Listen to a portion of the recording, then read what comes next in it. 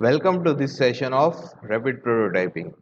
In this session, we will be going to discuss some important phenomena about different types of rapid prototyping techniques and a brief introduction about classification of rapid prototyping. So, the first thing, classification of different rapid prototyping system can be made on different criteria, as any classification can be made on different criteria. Rapid prototyping system also can be classified on many criteria. This classification here is based on the raw material used in rapid prototyping system. So depending on the state of raw material, the rapid prototyping system can be classified as liquid based systems, solid based systems and powder based systems. Now if we talk about liquid based rapid prototyping systems, then all these systems with that you are seeing here are liquid based rapid prototyping system. You don't have to remember every one of them, every single one of them. So don't worry about remembering all these 15 names. But stereolithography apparatus, that is SLA, is very important and one of the oldest liquid based rapid prototyping system. And in our syllabus also we will be discussing this SLA system. So the one thing that we will be discussing is this SLA system when we talk about different rapid prototyping system. Another one is this microfabrication, which is also somewhat similar to SLA, but it has some additional mechanism to it. Now, some other important mentions that you might want to search out that I think is interesting is this solid ground crewing and solid creation systems. You should check out these systems, Google these names. It is not part of our syllabus, but it will be interesting for you. Also, this Meiko's rapid prototyping system for the jewelry industry is an important rapid prototyping system that you might want to check. This is specially designed for jewelry industry itself. Then Column is also a well-known system. This rapid freeze is also an interesting one. In rapid freeze system, we are using water as raw material in liquid form, and we are making models of ice.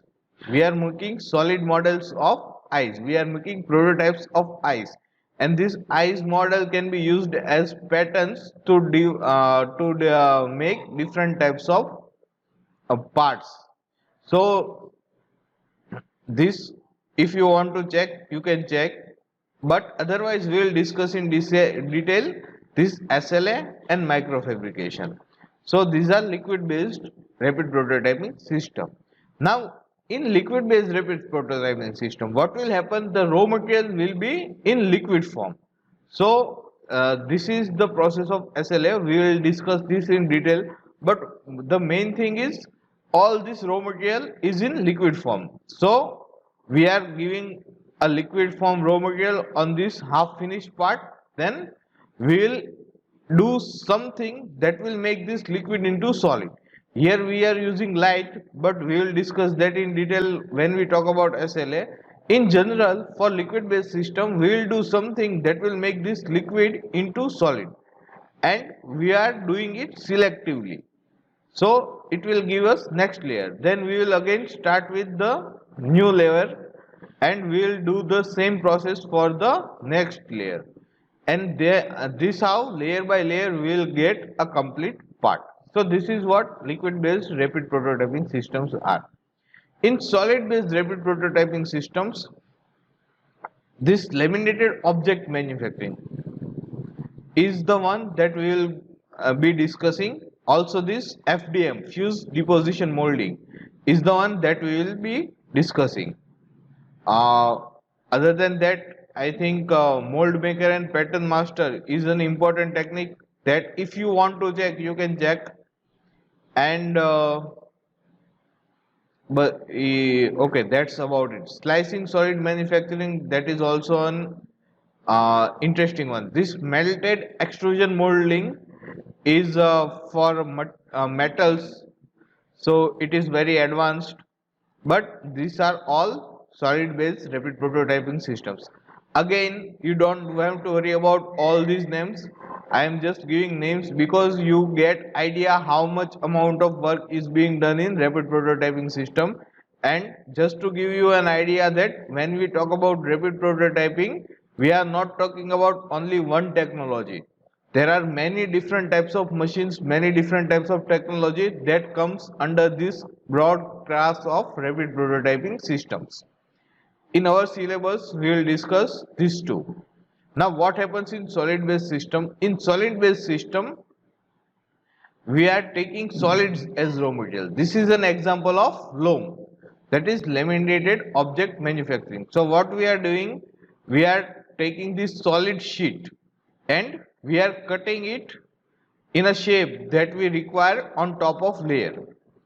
Once it has been cut, we'll uh, glue it to a surface. So we will glue it to our half finished part, and this how the one layer is completed. After the one layer is glued, we will again cut another layer, the upper layer, and we will glue it. So by one gluing of this layer, we will get our entire part. Now, the third classification was the powder based rapid prototyping system. So, these names that you are seeing are powder based rapid prototyping system. In powder based rapid prototyping system, this selective laser sintering is very important one. This 3D printing is all you know why we are getting so much excited, and most of the time the machines that you have seen that are manufacturing models from powder are of these 3D printing systems.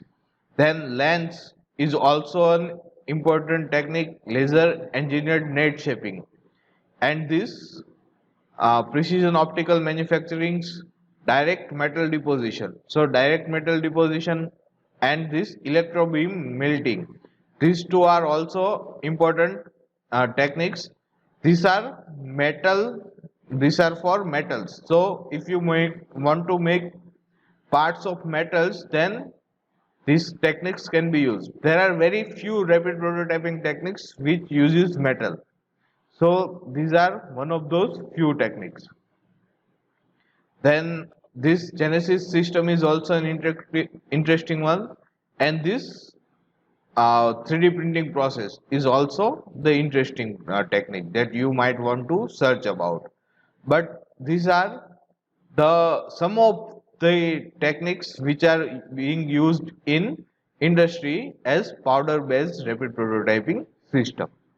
Now what happens in powder based rapid prototyping system?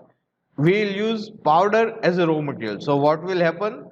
Here powder will come as a raw material in different uh, say setup, and then we are doing something. So here we are giving a layer of powder, and we are doing something which makes this powder into solid, and we are doing it in selective area, layer by layer.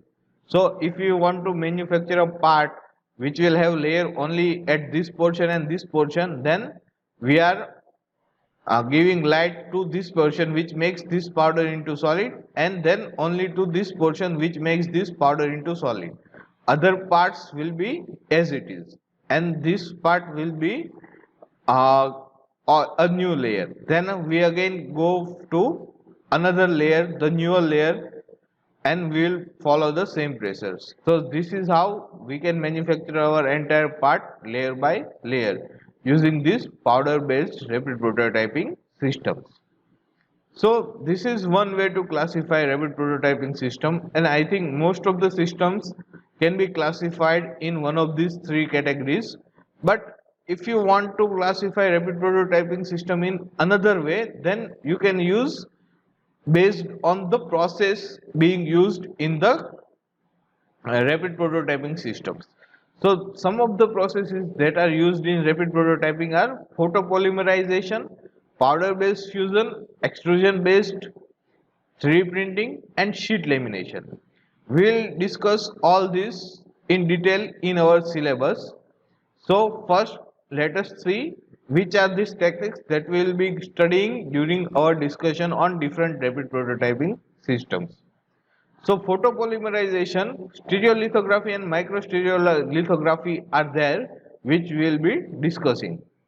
In powder-based fusion, selective laser sintering, also known as SLS, and electrobeam melting, EBM, will be discussed in our discussion.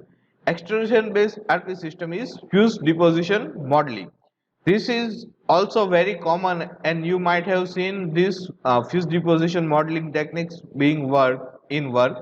Most of the plastic rapid prototypes that are being manufactured, polymer rapid prototypes that are being manufactured, are of this fused deposition modeling due to its low cost, but we will discuss this in detail.